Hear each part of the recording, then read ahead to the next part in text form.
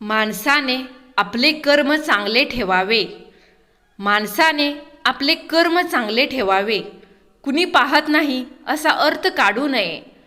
जेव्हा नियती तिचा हिशोब करते तेव्हा कोणताही वशिला चालत नाही. वेळेवर घेतलेल्या सकारात्मक व चांगल्या निर्णयाचा कधीही पश्चाताप होत नाही.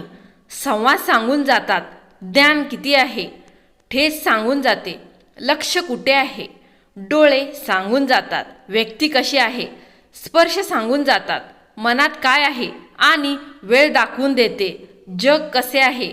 ज्या गोष्टींचा उदय आहे त्याचा अंतही निश्चित आहे. मग ती निराशा असो, दुःख असो वा पराभव. फक्त आपण कर्माचे मार्गक्रमण सोडू नये. आपला दिवस आनंदात जावो, मन प्रसन्न राहो. धन्यवाद.